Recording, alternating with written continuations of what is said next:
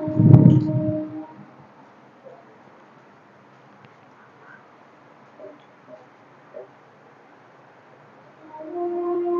कैसे हैं आप लोग सभी लोग।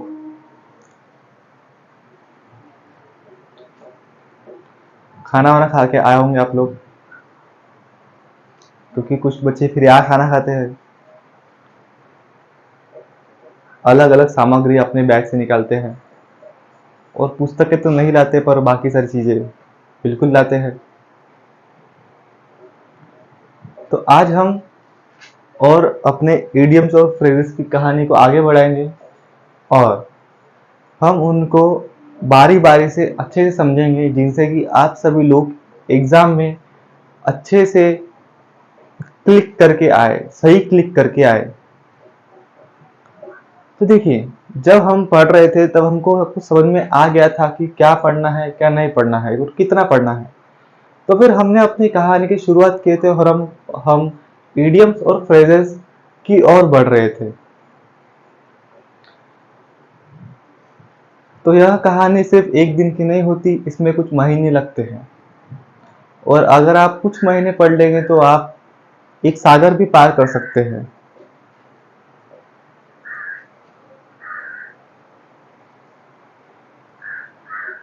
तो मैं आप सभी लोगों का स्वागत करता हूँ हमारे इस क्लास में, और आप सभी लोग बहुत ध्यान से ध्यान देंगे ऐसा मैं समझता हूँ। सब लोग अपनी अपनी बुक निकाल ले, जिनको नहीं लिखना है वह अपने दिमाग में ही लिखिए और दिमाग में ही याद कीजिए, पर पूरा ध्यान यहीं पर हो। आपका यही बने रहना बहुत जरूरी है।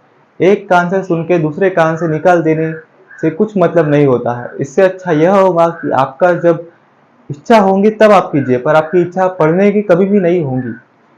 इसलिए ये इसी को आप एक खेल समझिए, और आप जैसे पबजी खेलते हैं या फिर कोई दूसरा खेल खेलते हैं या फिर रील्स देखते हैं, उसी तरह से इस वीडियो को भी देखिए, जिससे कि आप सभी लोग बाकी टाइम पास करते करते भी एक अच्छा काम कर चुके रहेंगे।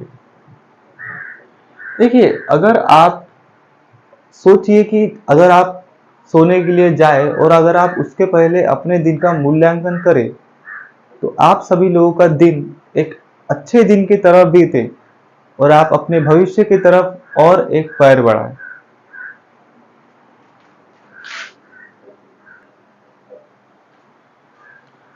तो हम आज और बाकी सारी चीजें पढ़ेंगे। हमने बहुत सारे इडियम्स कर चुके हैं। आप उन इडियम्स को देखिए, पढ़िए और आप उसके बाद में सोचिए कि आपको अब इंग्लिश से डर लगने लगा है या फिर इंग्लिश से डर कम कम होने लगा है। देखिए, क्या होता है कि जब हमारे स्कूल में कॉलेज में ज़्यादातर जो गांव के जो इलाके रहते हैं, उनमें क्या होता है कि इंग्लिश नाम का सिर्फ एक सब्जेक्ट क्लियर रहता है। उसको उसका उस विषय का जो टीचर रहता है उसको भी बराबर नहीं आता है, इसलिए वह बच्चे इस कंपटीशन में थोड़ा पीछे रहने लगते हैं। पर आप सभी लोगों को अपने ऊपर भरोसा रखना है और आपको सीखने की चाह को बढ़ाना है। अगर आप सीखने की चाह को बढ़ाएंगे तो आप कुछ भी कभी भी सीख सकते हैं। इसीलिए हम आगे सीखते हैं और हम इडियम्स और फ्रेज की शुरुआत करते हैं। देखिए, आज हमारा पहला ही इडियम है फॉर गुड, जिसका मतलब होता है परमानेंटली। जिस प्रकार अगर आपकी एक बार नौकरी लग गई तो वह हमेशा के लिए ही रह जाएंगी आपके पास में। अपवाद आपको पता ही है, अपवादों की बात हम नहीं करते हैं क्योंकि आप सभी लोग अपवादों को अच्छे से जानते हैं।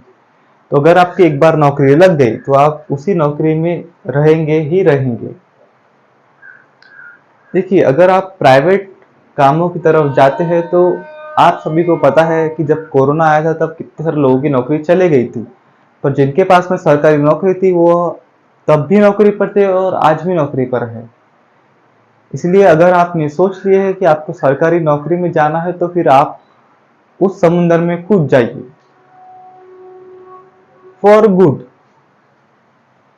देखिए, आपको फॉर गुड से ही समझना है कि मतलब सबसे अच्छा क्या क्या हो सकता है, कोई भी चीज सबसे अच्छी क्या हो सकती है, कि अच्छी चीज का हमेशा के लिए रहना यही अच्छी चीज हो सकती है। आप ऐसे शब्दों को, मेरे खेल को ज्यादा अपने दिमाग पर मत लीजिए। इसका साधारण सा अर्थ होता है कि जो हमेशा के लिए रहता है हम उसी को अच्छा बोलते हैं। जैसे अगर आपका कोई दोस्त हमेशा के लिए आपके साथ में है, अगर आप जिससे प्यार करते हैं वह हमेशा के लिए आपके साथ में है, तो आप फिर बहुत अच्छे इंसान हैं। और फिर अगर आप फॉर गुड को परमानेंटली से आराम से जोड़ सकते हैं। पेपर में घुमाने की पूरी तैयारी की जाती है, पर वही लोग घूम जाते हैं जो उसको अच्छे से नहीं समझते। तो फॉर गुड का मतलब होता है परमानेंटली, सदा के लिए। दूसरा है फॉल फ्लैट। देखिए, फॉल फ्लैट का आप मतलब समझ रहे होंगे कि आपको ऐसा लग रहा होगा कोई चीज ऐसे गिरी और वह चपटी से गिर गई, वह चपटी हो गई गिरने के बाद में। जैसा दूध जब गिरता है या फिर कोई भी लिक्विड गिरता है तो वह ऐसा ऐसा फैल जाता है। आपको ऐसा ऐसा कुछ तो भी लग रहा होगा, पर वैसा कुछ नहीं है। फॉल फ्लैट, यह जो इडियम और फ्रेज है, यह उस कहानी से आया है जिसका मैं अभी आपको जिक्र करूंगा।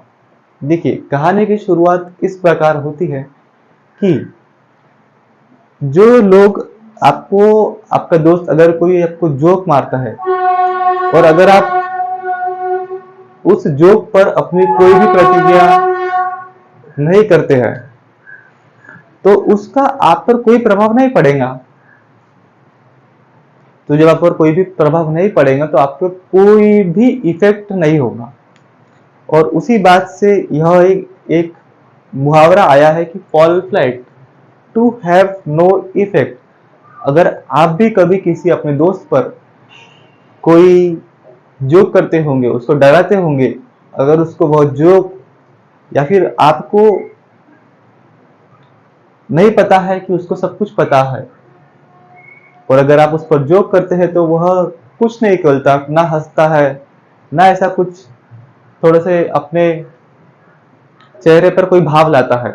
उसी तरह अगर आप किसी को डराने जाए, जैसे मत को डराओ कि आपके पीछे भूत है, और अगर आपको पता है कि आपके पीछे भूत नहीं है तो आप नहीं डरे, तो आप पर कोई भी असर नहीं हुआ। उसका मतलब हिंदी में होता है असफल होना। अगर आप हर एक मुहावरे को इस प्रकार पढ़ेंगे तो आपको पेपर में आप कभी भी नहीं घूम पाएंगे। Feather in one's cap. देखिए, आप सभी लोग भी जानिए कि जो भी पुलिस वगैरह अधिकारी होते हैं, उनके शोल्डर पर उनके सितारे बढ़ते रहते हैं। जैसे जैसे वह अच्छे काम करते हैं वैसे वैसे उनके सितारे बढ़ते जाते हैं। जैसे कोई भी पोस्ट में लोग लेवल 1 पे रहते हैं, फिर लेवल 2 पे जाते हैं, इनसे उनकी जो अचीवमेंट होती है हमको पता लगता है कि वह कितने ऊपर की पोजीशन पर है। तो पुराने जमाने में जब लोग अच्छे काम करते थे तो वह अपनी टोपी पर पंख लगाते थे, जिससे यह पता लगता था कि वह व्यक्ति कितना ज्यादा होशियार और बुद्धिमान है और उसने कितने बड़े बड़े काम किए हैं। तो फीदर इन वंस कैप मतलब होता है एन अचीवमेंट, चार चांद लगाना। आपको भी अपने जीवन में चार चांद लगाने हैं। Fight shy of me, to avoid encountering. देखिए, जैसे यहाँ के कुछ लोग बहुत ही शांत हैं, उनको झगड़े से कोई भी मतलब नहीं है, वो झगड़ा करना ही नहीं चाहते, तो ऐसे लोगों को हम बोल सकते हैं फाइट शाय ऑफ मी। वह अपने लिए बोल सकते हैं। देखिए, आप और आपका दोस्त कहीं जा रहे हैं और आप लोगों को आपके कोई दुश्मन मिल गए, और अगर आप उन लोगों से बहुत अच्छे से बात करते हैं, कोई भी झगड़े की बात नहीं करते हैं, तो अब आप इस मुहावरे का मतलब बराबर समझ ही गए होंगे। देखिए, अगर आप इस मुहावरे को अच्छे से पढ़ेंगे तो आपको समझ में आ जाएगा। फाइट शाय ऑफ पी, शाय मतलब होता है शर्माना। जैसे जब आप कोई छोटे छोटे बच्चे जो रहते हैं, जब उनके यहाँ कोई नया मेहमान आ जाता है तो वो शर्मा जाते हैं। उसी तरह से कुछ लड़के भी बहुत शर्मीले होते हैं। चार लड़कियां आए नहीं कि वह शर्म जाते हैं। जैसे यहाँ पर भी एक बेंच रहा, एक बेंच पर समझिए 3 लोग बैठ सकते हैं। अगर उस बेंच पर एक लड़का बैठा है और अगर कोई 2 लड़कियां उस बेंच पे आकर बैठ जाए तो कोई कोई लड़के इसको बहुत अच्छा मानते हैं। वाह, आज तो पढ़ने में मजा आए या मत आए, दिन तो आज का बन ही गया। आज ट्यूशन में आके उसका दिन सफल हो गया। वह दिन रात वही सोचेगा कि आज मेरे बाजू में 2 लड़कियां बैठी थी, काश वो दोनों मेरे आजू बाजू बैठ जाती तो मजा ही आ जाता।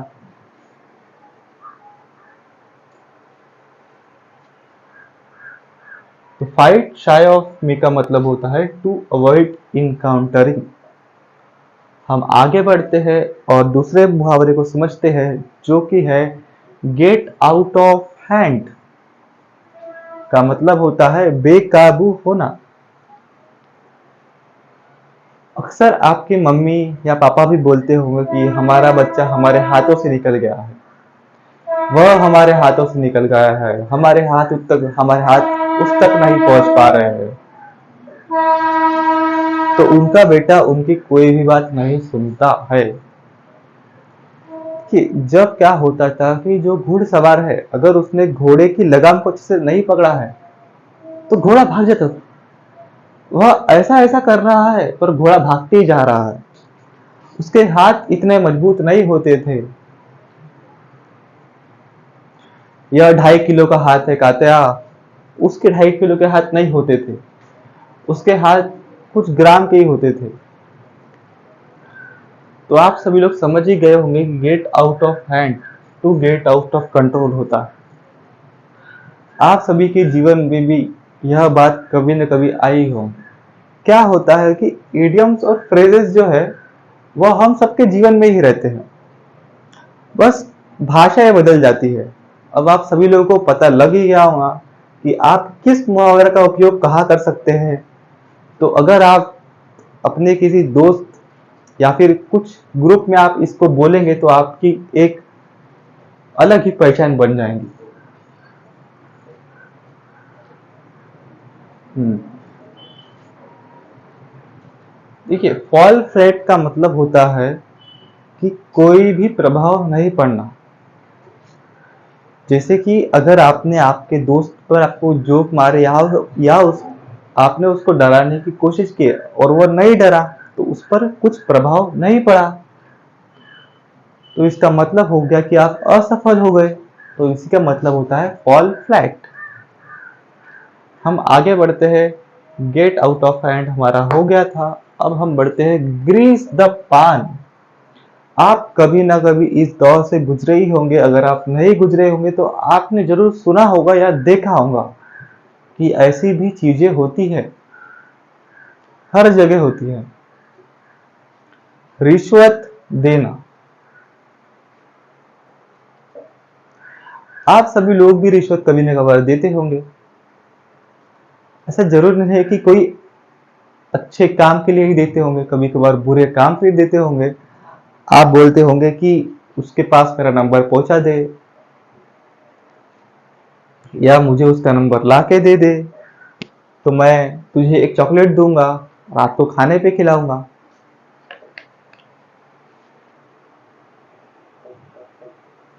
तो आप सभी लोग ग्रीस द पाल्म के बारे में एक एक उदाहरण याद कीजिए और फिर बारी बारी से मुझे बताइए।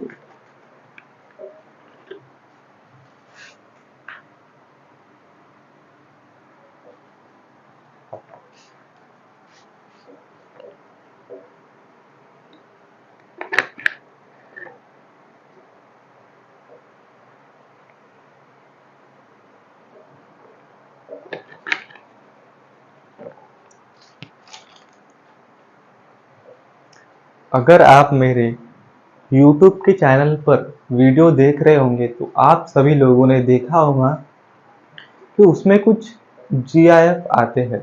जैसे कुछ लोग चलते रहते हैं, कुछ लोग डांस करते रहते हैं, कुछ लोग घबराते हैं, कुछ लोग हंसते हैं। तो आप सभी लोगों को उस GIF से अपने मुहावरों को जोड़ना है। अगर आप उनको जोड़ पा रहे हैं तो आप बिल्कुल ही एक ब्रिज बना रहे हैं जो आपसे लेके आपके नौकरी तक जाता है, और आपको उस ब्रिज पर चलने से कोई नहीं रोकने वाला है।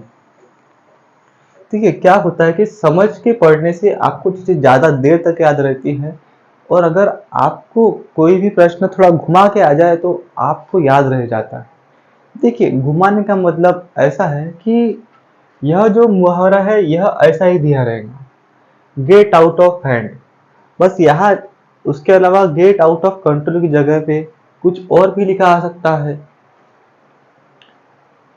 तो ऐसे ही प्रश्न घुमाए जाते हैं, और आप देखिए जिसको इसका मतलब ही नहीं पता होगा वह घूम जाएगा। कर वहां लिखा रहा हार जाना, कुछ हाथ नहीं लगना, प्रभाव नहीं पड़ना, कुछ असर नहीं होना, तो आपको ऐसे पढ़ना है जिनसे आप अच्छे से समझ में आ जाए। तो आप सभी लोगों को उन GIFs को इन मुहावरे से जोड़ना है। जैसे फेविक्विक का जोड़ होता है जो टूटने से भी नहीं टूटता है, उस तरह जोड़ना है। और आप सभी लोगों को उस वीडियो को लाइक करना है, क्योंकि ऐसे GIF ढूंढने में बहुत समय लगता है। तो मैं ऐसा समझता हूँ कि आप सभी लोग जब भी वीडियो देखेंगे तब आप उसको लाइक करेंगे, और शेयर करने की बात तो मैं बोलूँगा लेकिन आप शेयर करेंगे नहीं। कुछ लोग ही होते हैं जो अच्छे दोस्त होते हैं, वह अच्छे दोस्तों को शेयर करते हैं, पर सभी लोग सभी को शेयर नहीं करते, यह बात मुझे पता है। ग्रीस द पान। अब आप सोचिए कि ग्रीस का मतलब क्या होता होगा। जिसने ग्रीस का उपयोग या उसको कभी तो कभी देखा होगा, या फिर कभी ना कभी अपनी गाड़ी कहीं शोरूम वगैरह में ले गए होंगे तो आपको पता होगा। एक ग्रीस ग्रीस एक पदार्थ रहता है जो एक मशीन को अच्छे से चलाने में उसकी मदद करता है, स्मूथ फंक्शनिंग के लिए। यहाँ पर एक बच्चा पूछ रहा है कि कुछ हार्ड वर्ड्स की मीनिंग बता दीजिए। देखिए, यहाँ पर कोई भी ऐसा वर्ड नहीं है जो आपको थोड़ा हार्ड लगे, पर हम उनकी बातें कर लेते हैं। जैसे गुड यानी अच्छा होता है, फॉल मतलब गिरना होता है, फीदर मतलब पंख होता है, कैप मतलब टोपी होती है, फाइट मतलब झगड़ा होता है, और हाथ मतलब हथेली होती है, हाथ होता है, हैंड होता है। पाल मैंने भी हथेली होती है। ग्रीस मतलब मैंने आपको अभी ही बताया। और देखिए, गैप का मतलब होता है बातचीत। तो आप सभी लोग सोचिए, पूरे 30 सेकंड आपको समय मिलता है, आप सभी लोग सोचिए इसका अर्थ क्या होगा। तो बाकी सारी चीजें आसान ही है। अब हम अपने मुद्दे पर आते हैं। ग्रीस द पान। देखिए, अगर आपको कोई काम कराना है और अगर आपको जल्दी कराना है तो आपको उसमें ऐसी कोई चीज डालना पड़ेगा जिससे वह काम जल्दी जल्दी होने लगे। जिससे अगर किसी काम को 1 महीने लगते हो तो वह 2-3 दिन में ही काम हो जाए। तब वो आप सोचिए कि आप उस काम में ऐसा क्या डाल सकते हैं।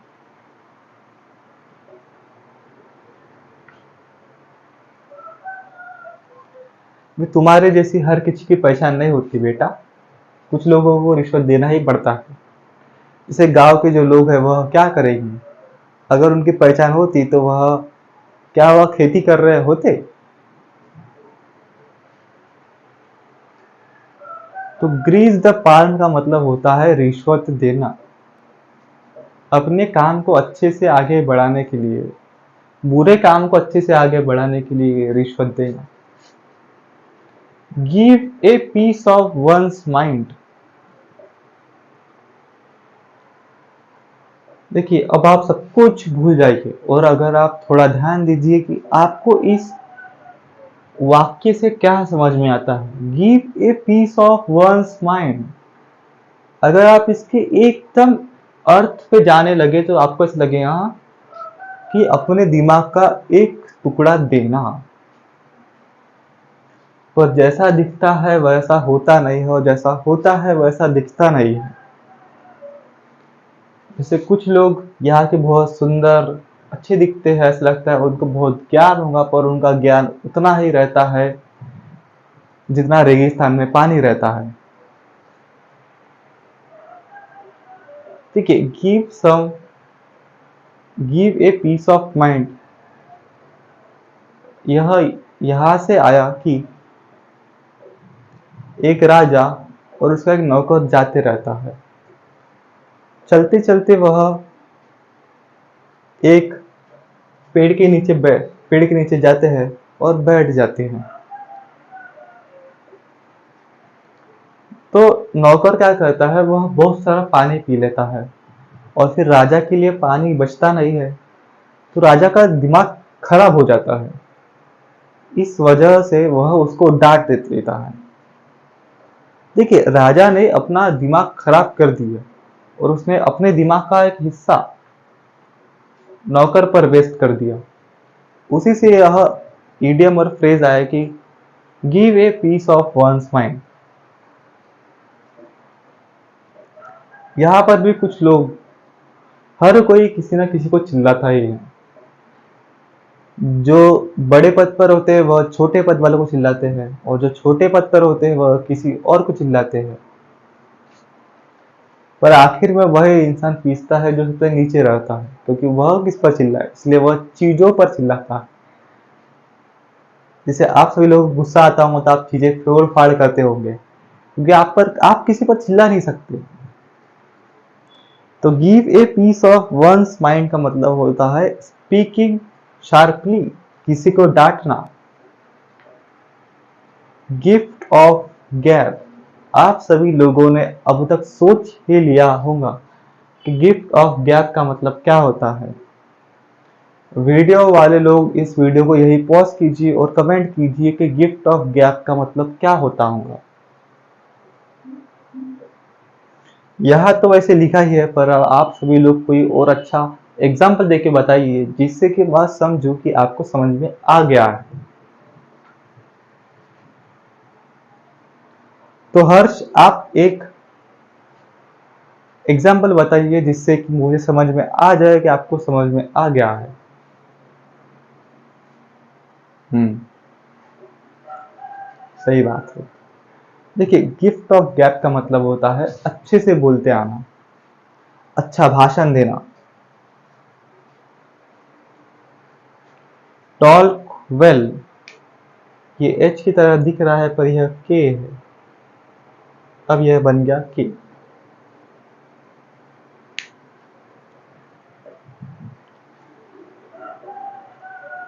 तो गिफ्ट ऑफ गैप का मतलब होता है टॉक वेल, अच्छे से बात कर पाना, अच्छा भाषण देना, अपनी बातों में किसी को मोहित कर लेना। आगे बढ़ते हैं हम। Give someone cold shoulder. Give someone cold shoulder का मतलब होता है डेरिवेटरी, इग्नोर समवन, जानबूझकर किसी पर ध्यान नहीं देना।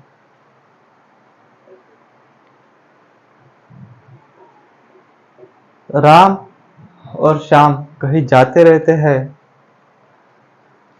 तो राम एक दिन एक मुसीबत में पड़ जाता है, पर श्याम उसके साथ में होता है। वह राम को मुसीबत में देख कर भी उसको नजरअंदाज कर देता है। उसी प्रकार जैसे हम आजकल कुछ लोगों की परेशानी को नजरअंदाज कर देते हैं, हम ऐसा सोचते हैं कि वह हमारे साथ नहीं हो रहा है। जैसे मणिपुर में भी बहुत बड़ा हादसा हुआ, अभी भी वह जल रहा है, पर कोई भी उस पर कुछ नहीं बोल रहा है। सिर्फ कुछ लोग हैं जो बोल रहे हैं। तो हम सभी को ऐसी बातों पर ध्यान देना है और अपना योगदान देना है।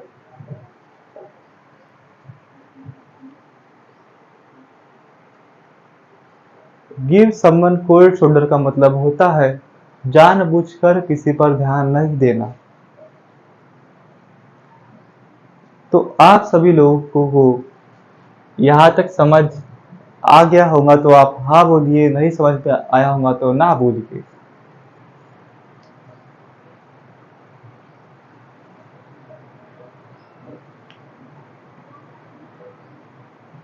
हम आगे बढ़ते हैं और आगे पढ़ते हैं कि गेट वन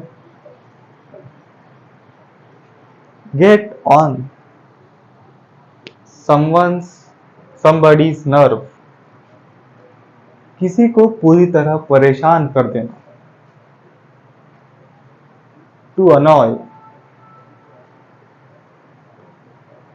अगर आप किसी की नसों पर जाकर बैठ जाए, मतलब अगर आप उसको पूरी तरह परेशान कर दे,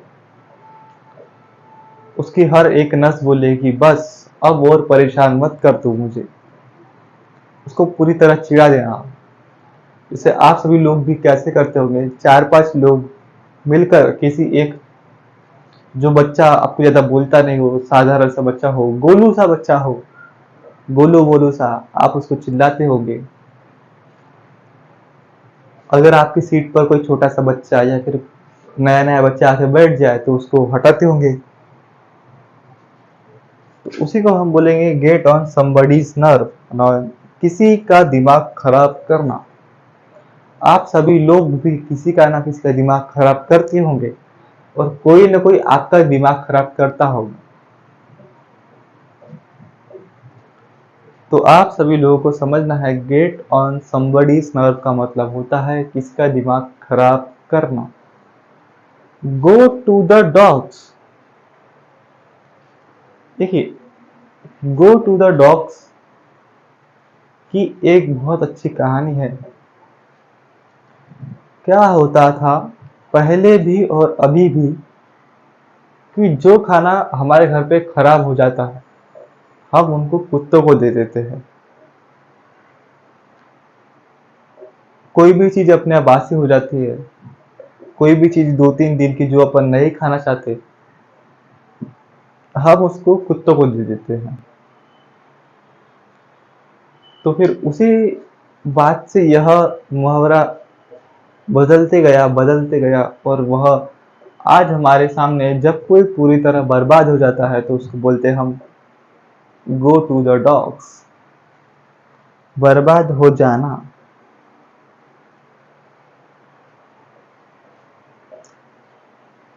तो हम फिर से गो टू द डॉग्स को एक बार पढ़ते हैं।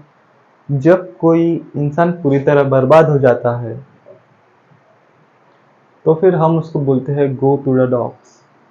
जैसे हमारे यहाँ का खाना जो है वह जब बर्बाद हो जाता है तो हम उसको कुत्तों को दे देते हैं। हम सभी लोग यह बातें अपने जीवन में देखते ही रहते हैं, बस उन चीजों को इस प्रकार समझते नहीं हैं। आप में समझ जरूर है, बस आप उसको बस समझना नहीं चाहते। आप थोड़े से प्रयत्न करके आप अच्छी पोस्ट पर जा सकते हैं तो आप उस चीज को समझते नहीं है। कर जरूर सकते हैं पर आपको ऐसा लगता है कि आप नहीं कर सकते।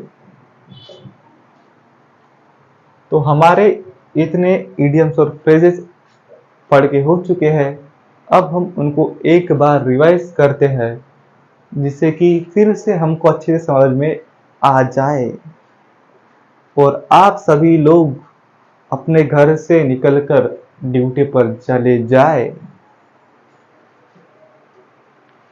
फॉर गुड का मतलब होता है हमेशा के लिए। अच्छे लोग हमेशा के लिए हमारे जीवन में रहते हैं। फॉल फ्लैट, आपने अपने दोस्त पर कोई जोक मारा और उसने कोई भी प्रतिक्रिया नहीं की तो आपका जो भी जोक है वह असफल हो गया है। फीदर इन वंस कैप, आप अपने जीवन में और कुछ अच्छा कर लेते हैं तो आप फिर इस मुहावरे का उपयोग कर सकते हैं। फाइट शाय ऑफ मी, किसी से झगड़ा नहीं करना। झगड़ा भी आप से डरता हो और आप भी झगड़े से डरते हो, आप झगड़ा ही नहीं करना चाहते किसी से। गेट आउट ऑफ हैंड, जैसे आपके हाथों से आपकी कुछ चीजें निकल जाती है, आपके मम्मी पापा के हाथ से आप निकल चुके हैं। जिस प्रकार एक घुड़सवार के हाथ से उसका घोड़ा निकल जाता है, बेकाबू हो जाता है, तो उसको हम बोलेंगे गेट आउट ऑफ हैंड। आगे है ग्रीस द पान, आप सभी लोग जाते ही होंगे कहीं ना कहीं, तो आप वहां पर देखते ही होंगे कि कैसे आप वहां पर काम होता है। कोई भी अपनी आंखें बंद करके नहीं चलता है और कोई ऐसा बोल नहीं सकता कि मैंने ये सारी चीजें देखा नहीं है। हर कोई देखता है, बस बोलता कोई नहीं है। तो किसी को रिश्वत देना का मतलब होता है grease the palm. Give a piece of one's mind, अपना दिमाग खराब करना, किसी को डांटना, किसी को चिल्लाना। जैसे अगर आपका किसी ने दिमाग खराब किया और आप किया और आपने उसको चिल्ला दिए, यह जो मुहावरा है यह थोड़ा लगता अलग है, पर यह है कुछ और। तो आप सभी लोगों को इसको अच्छे से समझ लेना है। जैसे आपकी क्लास में है दो लोग में से कोई किसी का ज्यादा दिमाग खराब करता होगा तो वो उस पर चिल्ला देता होगा, पर दोस्ती तो खत्म नहीं होती है। कल फिर से वही होता है, परसों फिर से वही होगा। गिफ्ट ऑफ गैब, गैप का मतलब होता है बोलचाल, जिसको अच्छे से बात करते आता हूँ। कुछ लड़के बहुत अच्छे से बात कर करके कुछ अच्छी लड़कियों को फंसा लेते हैं, तो लड़कियों को ऐसे लोगों से हमेशा दूर रहना है, बहुत दूर रहना है। गिव समवंस कोल्ड शोल्डर, आपका दोस्त कहीं डूब रहा है और अगर आप उसको नजरअंदाज कर देते हैं, वो भी जानबूझकर, तो आप फिर यह मुहावरे का पूर्ण तरह उपयोग कर रहे हैं। गेट ऑन समबडीज नर्व, किसी का दिमाग बहुत खराब करना। 4-5 बच्चे मिलके जैसे आप सभी लोगों का दिमाग खराब करते होंगे, उनको बैक बेंचर्स बोला जाता है, जो क्लास में आते हैं ही नहीं पढ़ने के लिए।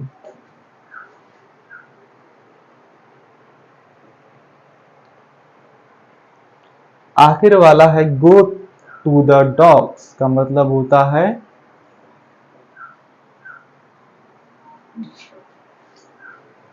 अपने काम को पूरी तरह बर्बाद कर देना, बर्बाद हो जाना, आपके पास कुछ नहीं बचना, खराब हो जाना, उसी को हम बोलेंगे बर्बाद हो जाना।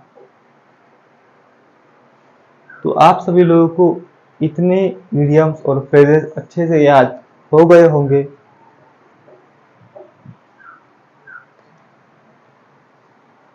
आप सभी लोग अपने जो भी इडियम्स और फ्रेज हमने जितने पढ़ चुके हैं, आप उनको एक बार देखिए और आप फिर देखिए कि आपको आता है या नहीं आता है। तो उस प्रकार फिर आप आगे की तैयारी कीजिए। अगर आपको नहीं समझ में आ रहा है तो और एक बार ध्यान से इस क्लास को देखते जाइए। ऐसा कुछ भी नहीं है जो आपको समझ में नहीं आए, चीजें बहुत आसान है। ये मुश्किल चीजों को करने के लिए मुश्किल रास्ता हो ऐसे जरूरी नहीं होता, मुश्किल चीजों को करने के लिए भी आसान रास्ता होता है। पर हर कोई मुश्किल रास्ता अपना रहा है, इसका मतलब यह नहीं कि मुश्किल रास्ता ही सही रास्ता है। आप जिस वे में पढ़ सकते हैं, आप उसी वे में पढ़िए। अगर आप रात में पढ़ सकते हो आप रात में पढ़िए, आपकी कोई अलग स्ट्रैटेजी होंगी तो आप उसी से पढ़िए। याद करना जरूरी है, वह जैसे भी याद हो, जैसे भी समझे आपको। और बड़े पद पर जाने के लिए ऐसा जरूरी नहीं रहता कि मुश्किल रास्ता ही सही होता है। अगर एवरेस्ट पर पहुंचना आपका गोल है तो बहुत आसान है। आप सभी लोग प्लेन की मदद से एरोप्लेन पहुंच सकते हैं। ठीक है, एवरेस्ट पर पहुंचना चढ़ाई करके यह मुश्किल रास्ता है। अगर आपका गोल एवरेस्ट पर पहुंचना है तो आप एरोप्लेन से आराम से पहुंच सकते हैं। तो आप अपने रास्ते को समझिए और अच्छे का चयन कीजिए और अच्छे की तरफ बढ़िए।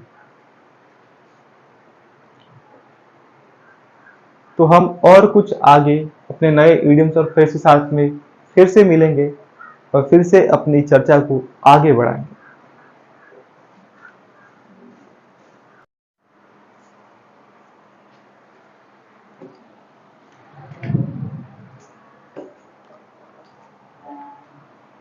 तो हम सभी लोग अपने इस इडियम की कहानी को और आगे बढ़ाते हैं और हम आज और कुछ नए इडियम्स और फ्रेज को पढ़ेंगे, कुछ अच्छे उदाहरण देंगे, अपने साथ में बैठे लोगों का ही उदाहरण देंगे, आप सभी लोगों का भी उदाहरण देंगे और इसी तरह हम आराम से हर एक चीज को अच्छे से पढ़ेंगे। तो आप सभी का स्वागत है इस क्लास में और मैं ऐसा समझता हूँ कि अगर आप यहाँ पर आए हैं तो अपना दिमाग खोलकर और अपने टाइम पास को एक डब्बे में बंद करके आए हैं, क्योंकि उसी से आपका विकास होगा। विकास करने के लिए कुछ अच्छा पढ़ना, कुछ अच्छा जानना, किसी अच्छे विषय पर बातचीत करना बहुत जरूरी है। टाइम पास भी एक दिन का काम होता है और उसी को करना भी जरूरी होता है, पर हर समय वह करना अच्छी बात नहीं है। तो अच्छे या बुरे का फैसला आप सभी लोग बहुत अच्छे से जानते हैं। देखिए, उत्साह हमेशा अपने जीवन में नहीं रहता है। कभी कभार कुछ कुछ काम बिना उत्साह के भी करना पड़ता है, पर इसका मतलब यह नहीं कि उन सारी चीजों को करने से हमें उत्साह नहीं मिलने वाला है। उत्साह को करने के लिए भी कुछ चीजों की आवश्यकताएं होती है। अगर आप अच्छे नौकरी पर लग जाएंगे तो आप अच्छे से उत्साह मना पाएंगे। तो आप सभी लोग भी ध्यान दीजिए कि उत्साह जीवन में बहुत जरूरी है और अच्छे उत्साह के लिए अच्छा पद, अच्छी सैलरी और कुछ और चीजें भी बहुत जरूरी है। तो हम सभी लोग आज और कुछ इडियम्स और फ्रेजेस को पढ़ेंगे।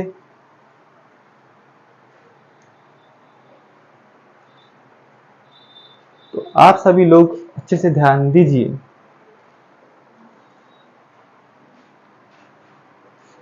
देखिए, हर प्रकार की भाषा एक भाषा ही है। कोई भाषा ऊपर नहीं, कोई भाषा नीचे नहीं। हर एक भाषा सिर्फ एक भाषा है और वह सिर्फ बोलने, चालने या फिर लिखने, गाने या और कई अन्य कामों में काम आती है। इसका यह मतलब बिल्कुल भी नहीं है कि कोई भाषा ऊपर है, कोई भाषा नीचे है, कोई भाषा सुपेरियर है, कोई भाषा इंफेरियर है। यहाँ पर कुछ लोग अगर हिंदी बोलते हैं तो वह भी एक भाषा बोल रहे हैं, कुछ लोग मराठी बोलते हैं तो वह भी कुछ लोग मराठी बोल रहे हैं। सिर्फ भाषा का ही अंतर है, उसके अलावा कोई भी अंतर नहीं है। और कोई भी भाषा बहुत कठिन या बहुत आसान नहीं होती है। यह एक ऐसी बात है जो हम रोज रोज अपने जीवन में उतार कर सीख सकते हैं। अगर आप प्रयत्न ही नहीं करेंगे तो आपको छोटी से छोटी चीजें भी बहुत मुश्किल लगने लगेंगी और प्रयत्न से आप एक बड़ी चीजों को भी बहुत आसानी से कर पाएंगे, जो बहुत सारे लोग नहीं कर पा रहे हैं। इसलिए सोचना जो बहुत जरूरी है कि आप सभी लोग वह काम कर सकते हैं जो काम आपको मुश्किल लगता है। तो इसी बात से हम अपने आज पहले इडियम की शुरुआत करते हैं। Hit the nail on the head. आप सभी ने कभी न कभी हथौड़ा तो ठोका ही होगा किसी एक कीले पर या किसी को देखा ही होगा। देखिए, अगर मैं इसको एक कील मान लूं, बड़ी सी कील, और अगर आप इसको हथौड़ा समझ लीजिए, पर हथौड़ा इतना छोटा नहीं होता है, कुछ और। हाँ, आप इसको एक हथौड़ा मान लीजिए और इसको एक कील मान लीजिए। अगर आप इसको यहां लगाकर ऐसे ठोकने जाएंगे, तो अगर आप इसको यहां पर मारेंगे तो यह बराबर अंदर जाएगा। अगर आप इसको इधर या इधर मारेंगे तो वह अंदर नहीं जाएगा। और अगर आप उस चीज को यहां पर मारेंगे तो आप उस चीज को बराबर और अच्छे से सटीक ढंग से कर पाएंगे। लड़कियां इस काम में थोड़ी पीछे होंगी, पर कोई बात नहीं, हम आधे से ज्यादा चीजें आंखों देखकर ही सीख जाते हैं।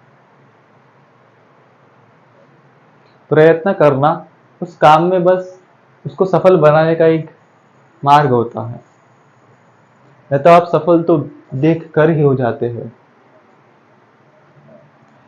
तो मैं बता रहा था, hit the nail on the head, से और डू समथिंग एग्जैक्टली राइट। किसी काम को बहुत अच्छे से करना, इसका मतलब होता है hit the nail on the head, या कोई बात एकदम सटीक तरीके से उसी समय कहना।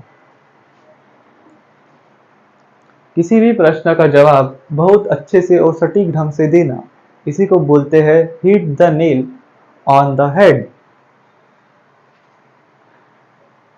जैसे कुछ लोग किसी सवाल का जवाब बहुत सटीकता से देते हैं, और कुछ लोगों को जब उत्तर नहीं आता तब वह इधर उधर घुमाते हैं बातों को। तो हमको वैसा नहीं करते हुए सवाल का जवाब सीधे सीधे देना है, जो पूछा गया है वही जवाब देना है, जिससे कि आपके मार्क और बढ़ेंगे। Hold your horses.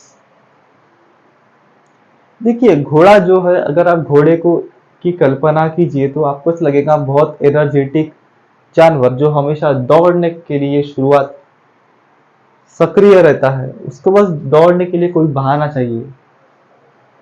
पहले के जमाने में जो व्यक्ति अमीर होता था वह गाड़ी रखता था, और जो गरीब होता था वह घोड़ा रखता था। पर अगर आप इसका उल्टा करेंगे तो वह आज का जमाना है। इसलिए वक्त बदलता है, जज्बात बदलते हैं, हर कुछ सब कुछ बदलते रहता है। बदलाव ही यहाँ पर कांस्टेंट है।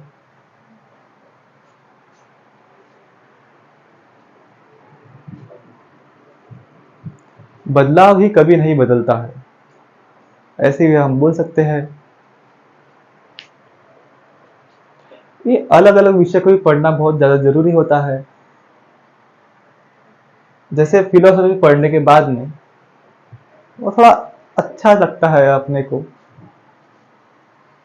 हम शब्दों की गहराई को समझ पाते हैं। शब्दों की गहराई को समझना भी यह एक कला है। तो हम आगे बढ़ते हैं। होल्ड योर हॉर्सेस का मतलब होता है बी पेशेंट। आप अपने घोड़े को बांध कर रखिए, अगर वह आपके हाथ से छूट गया तो वह बेकाबू हो जाएगा। आपके पास, अगर आप देखा होंगे घोड़े को, अगर उसका जो मालिक है अगर उसको पकड़ के नहीं रखता है तो वह घोड़ा पूरी तरह बेकाबू हो जाता है। उसी तरह से अगर आप अपने बच्चों को पकड़ के नहीं रखेंगे तो वह बेकाबू हो जाएंगे। तो होल्ड योर हॉर्सेस का मतलब होता है बी पेशेंट, धैर्य रखना। ठीक है, धैर्य रखना। दूसरा है hand in glove. Hand in glove, यह मुहावरा यहां से आया है कि आप सभी लोग इमेजिन कीजिए कि आप किसी डॉक्टर को ऑपरेशन करते हुए देख रहे हैं, तो उसने अपने हाथ में ग्लव्स पहन के रखे होंगे। तो अगर आप उन ग्लव्स को देखे होंगे तो वो उसके जो ग्लव्स है वह बहुत चिपके हुए रहते हैं। अगर आप कोई भी ग्लव पहने हुए तो बहुत चिपके चिपके हुए रहते हैं। जैसे आप सर्दी में जो हाथ में हाथ मोजे पहनते हैं वह उतने ज्यादा चिपके हुए नहीं रहते हैं, वो थोड़े से ऐसे हवा जाने के लिए रहते ही है, हवा उनमें से जा सकती है।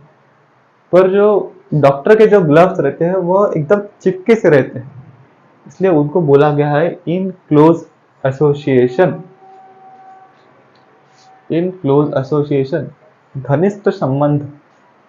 देखिए, जब घनिष्ठ संबंध आ गया तो वह आपको बोल भी सकता है कि दो लोग जो बहुत पास पास बैठे हैं, अगर आपको सोचने के लिए बताया, अगर आपके चार ऑप्शंस में से ऐसा एक ऑप्शन रहा और तीनों ऑप्शंस थोड़े दूर दूर रहे, तो आपको इस वाले ऑप्शन का चयन करना है, जिससे कि आप लोग इस एग्जाम में सही जवाब दे पाए।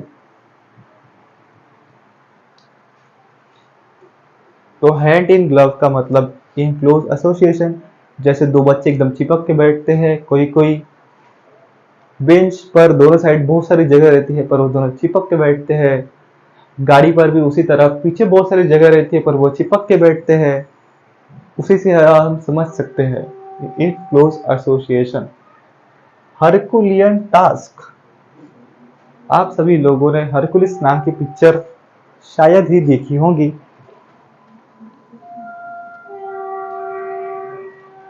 हरकुलिस नाम की एक पिक्चर है जिसमें जो हरकुलिस है वह बहुत बड़े बड़े काम करता है।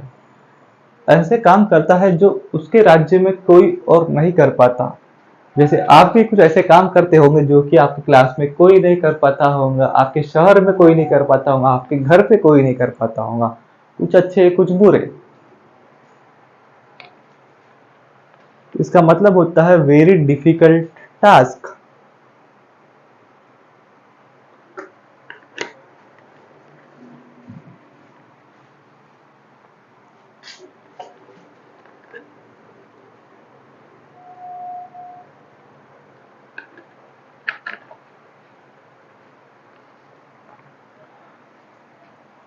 कुछ लोग भागते हैं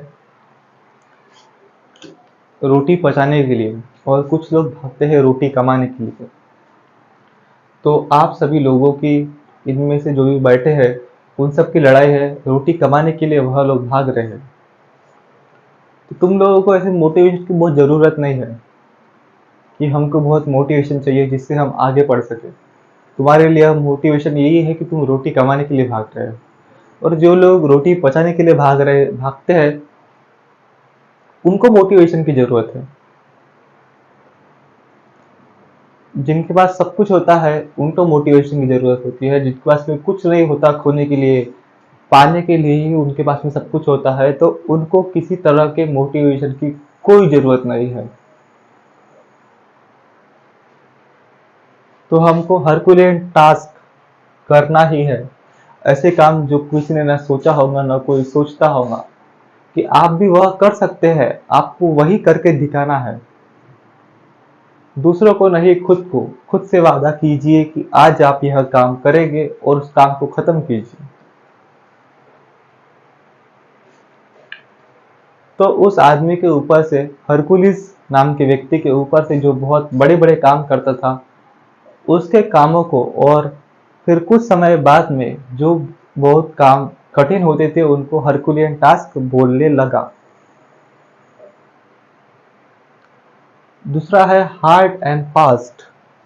अब देखिए, हार्ड एंड फास्ट का मतलब ऐसी चीज कैसे हो सकता है जो कि बदल नहीं सकती, जो फिक्स्ड हो। तो हार्ड एंड फास्ट, यह मुहावरा इस कहानी से आया है कि आप एक जहाज को देखिए जो कि रेत पर है, उसको हिलाना कितना मुश्किल है, उसको उस तेजी में लाना कितना मुश्किल है जितना वह पानी पर होता है। तो ऐसी कोई चीज जो कि फिक्स्ड हो, जो हिल नहीं सकती हो, उसको हम बोलते हैं हार्ड एंड फास्ट। तो आप सभी लोग आंखें बंद करके सोचिए कि ऐसा एक जहाज जो पानी की जगह नहीं होकर के रेत पर हो, उसको उसकी जगह से हटाना कितना ज्यादा मुश्किल होगा। पास ही में एक रेलवे क्रॉसिंग है, सॉरी, पास ही में 3 रेलवे क्रॉसिंग है, एक इधर और एक इधर, बस उधर नहीं है। जो आपको गाड़ियों की आवाज हमेशा आती होंगी, जिसका मुझे बहुत खेद है। मेरे पास में उतने उपकरण नहीं है कि जिनसे मैं कुछ इस वीडियो को इतना एडिट कर पाऊँ। तो आप सभी लोग थोड़ा धैर्य तो रख ही सकते हैं। कुछ पाने के लिए कुछ खोना पड़ता ही है, और बहुत बड़ा पाने के लिए यह चीज तो बस छोटी सी बात है। अगर आप कहीं रूम पर रह रहे होंगे तो आपको ही तो पता ही होता है कि कुछ लोग हमारे पढ़ने के वक्त ही गाने लगाते हैं। कभी कभार कुछ आवाजें आती है। देखिए, जो जिस काम में डूबना जानता है उस काम को वह बहुत अच्छे से कर पाता है, और उससे अच्छा कोई नहीं कर पाता। जैसे आम्बेडकर जो थे, B.R. आम्बेडकर, उनको पढ़ने का बहुत शौक था। तो वह जब ट्रेन में जाते थे तब वह उस ट्रेन में भी पढ़ते थे, ट्रेन के अंदर।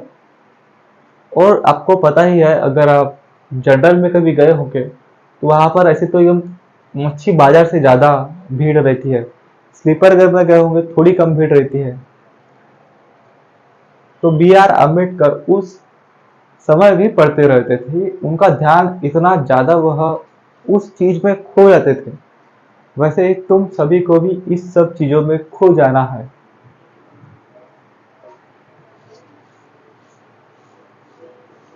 तो तो हमारा हार्ड एंड फास्ट हो चुका था। अब हम बढ़ते हैं अपने दूसरे मुहावरे की तरफ, जो है हॉब्सन्स चॉइस। आप इस चीज को पढ़ के आपको क्या समझ में आ रहा है? हमारा एक बच्चा बताना चाहता है, हम उसको बताने का पूरा मौका देंगे। बताइए। सही बात है। लगता है घर से पढ़ के आया है, इसलिए यहाँ पे ज्यादा होशियारी मार रहा है। वह चाहता है कि कोई इंप्रेस हो जाए। अब देखते हैं हम वह इंप्रेस होती है या नहीं होती है। यह सारी चीजें यहीं तक सीमित रह जाती है। जब आप जॉब पर लग जाएंगे तब बहुत सारी चीजें बदल जाती है। इसीलिए अपने लक्ष्य की तरफ ध्यान दीजिए। दूसरे लक्ष्य की तरफ ज्यादा ध्यान मत दीजिए। दूसरा जो लक्ष्य है वह पहला लक्ष्य पाने के बाद में अपने आप ही आपके पास में आ जाएगा। तो हॉब्सन्स चॉइस का मतलब होता है नो रियल चॉइस। हॉब्सन्स नाम का एक आदमी रहता है, जिसको ऐसी दो चॉइस दी जाती है जिसमें कोई चॉइस ही नहीं रहती। मतलब ऐसा कि अगर आपको बहुत सारे चॉइसेस दिए गए तो अब आप बोलेंगे कि आपके पास कोई चॉइस है करने के लिए। अगर आपको कोई चॉइस, सिर्फ समझ लीजिए कि आपको सिर्फ दो चीजें बताई गई, या तो ये या फिर ये। इसका मतलब है कि आपको टांग से मार दिया जाएगा, और इसका मतलब है कि आपको गोली से मार दिया जाएगा। तो आप बताइए, इसमें कोई चॉइस हुई क्या? तो हॉब्सन्स नाम के एक व्यक्ति को भी ऐसी ही चॉइस दी जाती है। अगर आप घर पे बोलते हैं कि मुझे पढ़ने के लिए नहीं जाना है, तो आपके पापा कहते हैं तुम्हारे पास में दो चॉइस, या तो तुम प्लेन से जाओ या तो तुम ट्रेन से जाओ। तो बताओ, यह कोई चॉइस हुई क्या? उसी तरह से यह बात होती है। मैं आपको बोलूं कि आपके टेस्ट या तो सुबह में है, या तो फिर उसके 1 घंटे बाद में है, जैसे 8 बजे है या 9 बजे है। तो वह कोई चॉइस हुई क्या? और आप मुझे मांग कर रहे हैं कि आपको टेस्ट नहीं देना है।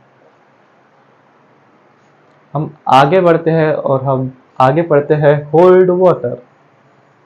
देखिए, होल्ड वाटर का मतलब होता है कि जो चीज अपने को स्वीकार हो। अब आप एक ड्रम को इमेजिन कीजिए। उस ड्रम में पानी रखा है। अगर उस ड्रम में कोई छेद हो जाए तो वह सारी जो पूरा पानी है वह उसमें से निकल जाएगा। इसका मतलब कि ड्रम में छेद होने से ड्रम को वह पानी स्वीकार नहीं है।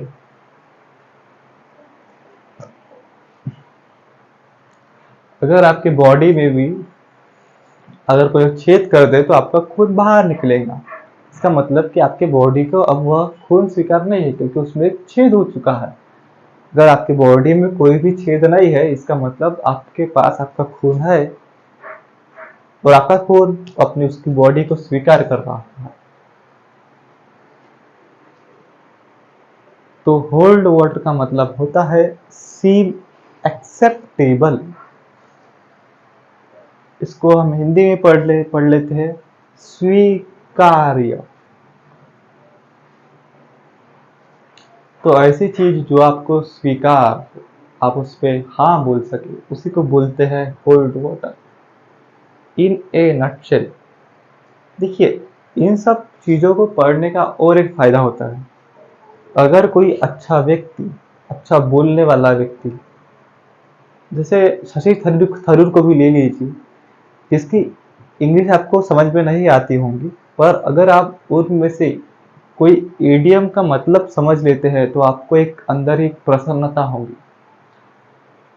जो लोग को इंग्लिश आती भी है, उनको भी बराबर इडियम के मतलब पता नहीं रहते हैं। तो आप सभी लोग सोचिए कि अगर आप इन चीज़ों को पढ़ेंगे तो आप उनसे कितना आगे निकल सकते हैं। और आप सोचते हैं कि इन सब चीज़ों का क्या फ़ायदा होता है। पढ़ने से हमेशा फ़ायदा ही होता है, चाहे फिर आप कोई भी विषय और कुछ भी पढ़िए।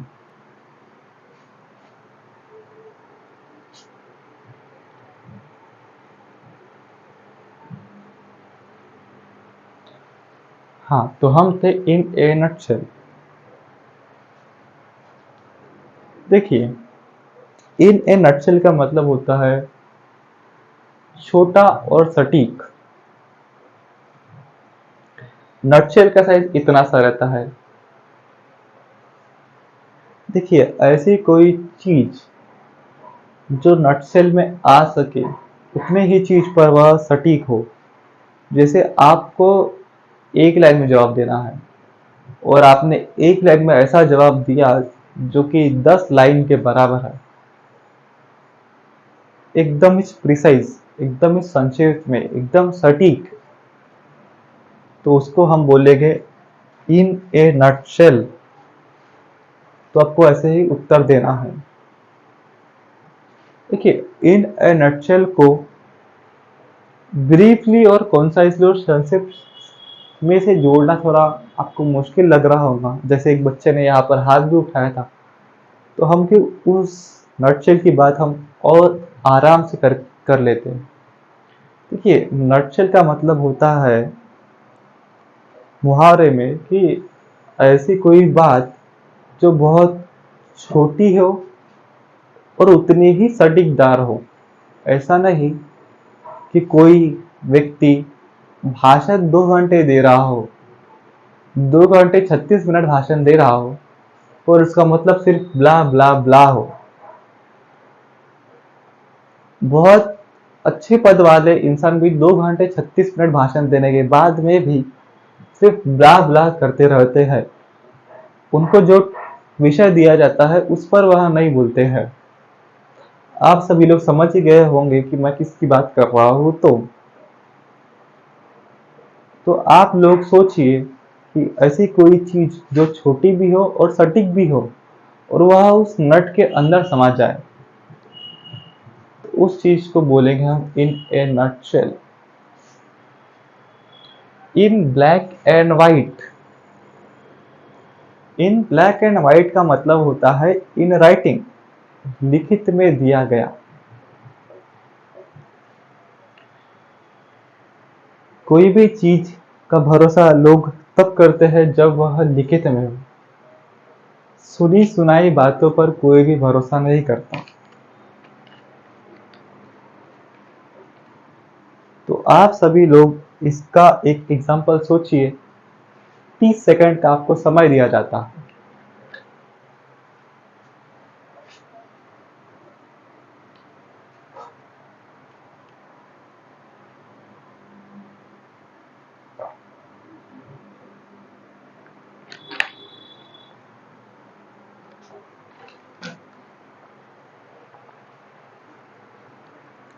तो आप सभी लोगों ने सोच चुके होंगे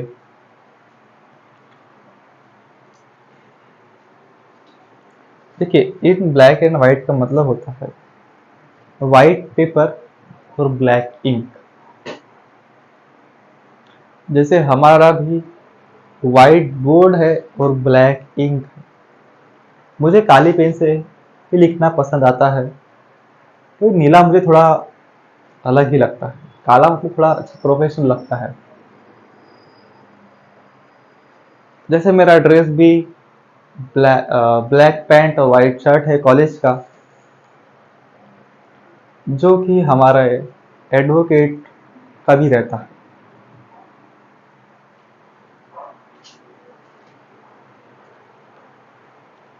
तो इन ब्लैक एंड व्हाइट का मतलब होता है सफेद कागज और काली स्याही। देखिए, जब आप एग्रीमेंट वगैरह बनाते हैं तो उसमें बहुत बार सफेद कागज होता है और काली स्याही होता है। इसी से वह आया है कि लिखित में ना, इसी को हम बोलेंगे in black and white. In high spirit. अब आप स्पिरिट का मतलब समझ लीजिए उत्साह, साहस, आत्मा। आपका उत्साह उस ऊंचाई पर होना चाहिए जिस ऊंचाई पर कोई नहीं, जिस ऊंचाई पर किसी की आंख तक के नहीं जा सके, उस ऊंचाई पर आपका उत्साह होना चाहिए। पर उतना उत्साह कुछ देर के लिए होता है। जैसे किसी भी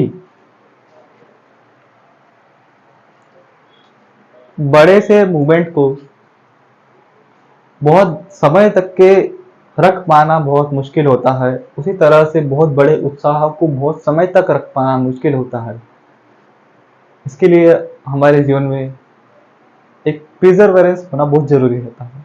रोज काम कीजिए और एक उत्साह से कीजिए। ऐसा नहीं कि एक दिन 10 घंटे पढ़ लिया, दूसरे दिन 5 दिन तक के बस ऐसे ही बस घूम रहे हैं। तो इन इन हाई स्पीड का मतलब होता है फुल ऑफ होप, जॉय। उत्साह से कोई भी काम करना, बहुत उत्साह से, बहुत बहुत बहुत उत्साह से कोई काम करना। आज का है इन्स एंड आउट्स, फुल डिटेल, पूरा विवरण। इसकी बहुत अच्छी कहानी है जो आप सभी लोगों को सुनना ही चाहिए। देखिए, कोई भी राज दल होता है, पॉलिटिक्स में कोई भी पार्टी होती है, तो उनके जो भी राज, उनको किस ने कितना पैसा दिया है, कहाँ वह पैसा गया है, इन सारी चीजों की जानकारी सिर्फ उसी पार्टी को होती है। इसके अलावा किसी को भी नहीं होती।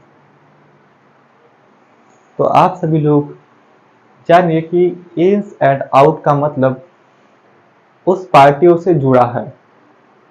सिर्फ उन्हीं लोगों को उसकी पूरी तरह से डिटेल पता होती है, इसके अलावा किसी को भी उनकी डिटेल पता नहीं होती। उसी तरह से आपके दिल में कितने राज है, यह सिर्फ आपको पता होता है, किसी और को पता नहीं होता है। तो उसी का हम बोलेंगे पूरा विवरण। अब आपको पूरी तरह से समझ में आ ही गया होगा कि यह सारे इडियम और फ्रेजेस का मतलब क्या होता है। जिसको भी किसी में दिक्कत है वह अभी पूछ लीजिए। देखिए, अभी पूछने का मतलब ऐसा है कि अगर आप एक बार देखिए, जैसे आप सभी लोगों की यहाँ तक पढ़ के हो जाता है, तब आप लोगों को इस वीडियो को पॉज करना है और आपको हर एक जो भी इडियम और फ्रेज है उसको अच्छे से देखना है कि आपको इसका मतलब बिना इधर या इधर देखे आपको आ रहा है क्या। और अगर आपको उसके साथ में, मतलब इनके साथ में उसकी कहानी याद आ रही है, तो फिर आप बहुत अच्छे से पढ़ रहे हैं और आपको जॉब लगने से कोई नहीं रोक पाएंगे। तो इस तरह से आपको उसी समय रिवीजन करना है, जिससे कि जब आप अगली बार जब इनको पढ़ेंगे तो आपको सब कुछ याद आ जाए। तो हम एक बार फिर से पूरे चीजों को रिवाइज करते हैं। Hit the nail on head का मतलब होता है से और डू समथिंग एग्जैक्टली राइट। ऐसा कोई काम या ऐसी कोई बात एकदम सही समय पे बोलना, एकदम सटीकता से उस चीज को करना, इसी को हम बोलते हैं hit the nail on the head. Hold your horses, be patient. अपने घोड़े को संभालना, अपने घोड़े को अपने काबू में रखना, अपने बच्चे को काबू में रखना या अपने दिमाग को काबू में रखना, धैर्यवान होना। हैंड इन ग्लव, डॉक्टर के हाथ में ग्लव कितने पास होते हैं। Hard and fast, hard and fast से आप यही समझिए कि एक जहाज जो पानी में नहीं रह के वह रेत पर कैसा होगा, उसको वहां से निकालना कितना मुश्किल होगा, वह उस तेजी से को कब पकड़ पाएगा जिस तेजी से वह पानी पर चलता होगा। ऑप्शन चॉइस, कोई भी चॉइस नहीं रहना, नो रियल चॉइस। किसी तरह का विकल्प होते हुए भी कोई विकल्प नहीं रहना। अगर आप समझ पाए तो आप समझ पाए, और जो लोग समझ पाए उनके लिए बहुत अच्छी बात है। कोई विकल्प नहीं रहते हुए भी विकल्प को दिया जाना।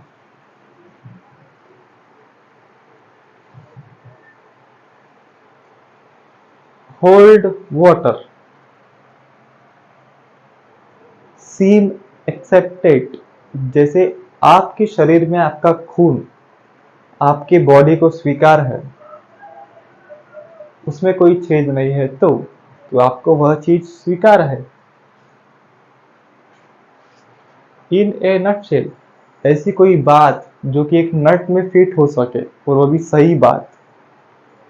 इन ब्लैक एंड वाइट, एक पेपर और एक पेन, और जो पेन जो काले कलर का हो उससे आप क्या करेंगे, उससे आप लिखेंगे ही। ऐसा तो नहीं है कि आप बेंच पर उस पेन से पेन फाइट खेलना शुरू कर दिए। बचपन में यह सारे काम किए जाते थे। बचपन की अच्छी यादों को याद करने का मजा तभी आता है जब आपका वर्तमान अच्छा हो और भविष्य अच्छा होने की गुंजाइश हो।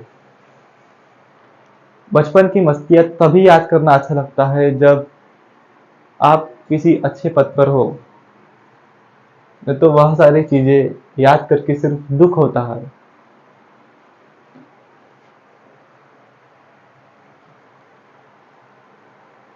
इन हाई स्पिरिट, पूरे उत्साह पूरे साहस से कोई भी काम करना। इन्स एंड आउट, अपने बारे में सिर्फ अपने को ही पता रहता है। पूरी जानकारी अपने बारे में सिर्फ अपने को होती है, अपने साथ रहने वाले को भी नहीं होती। अगर किसी को कोई दिक्कत है तो वह पूछिए, और YouTube वाले लोग कमेंट कीजिए आपको क्या नहीं समझ में आया, या फिर आप मेरे से कोई सुझाव चाहते हैं। अगर आप मुझसे पूछना चाहते हैं कि यह इंग्लिश हर किसी जो एसएससी या फिर कोई अन्य कॉम्पिटिटिव एग्जाम है उसके लिए यह ठीक है क्या, तो मैं बोलना चाहूँगा यह ठीक है। यह उस एग्जाम्स को क्रैक करने में मदद करेंगी। देखिए क्या होता है कि जो बहुत सारे एग्जाम्स है जैसे कैट है, क्लैट है, यूपीएससी है, उन सभी का अलग अलग सिलेबस होता है। तो आप सभी लोगों को उन चीज़ों का सिलेबस यहाँ से देख लेना है जो मैंने पहले या दूसरे वीडियो में बताया होगा, या अपने पुराने वीडियो में बताया होगा। आप मेरे प्लेलिस्ट से देख ही सकते हैं, तो आप उस विषय को देखिए। अगर आपके पास वो विषय है तो फिर जरूर पढ़िए, अगर आपके पास नहीं है तो फिर आप ऐसे ही पढ़ सकते हैं। आपके जीवन में यह कहीं ना कहीं काम आएगा। देखिए अगर आप कैट में भी है, अगर आपको कोई यहाँ से मुहावरा आता है तो आप उसका उत्तर आसानी से दे पाएंगे। तो हम अगली बार कुछ और दूसरे मुहावरों के साथ में, इडियम्स और फ्रेज के साथ में मिलेंगे और उनकी बातें आराम से करेंगे।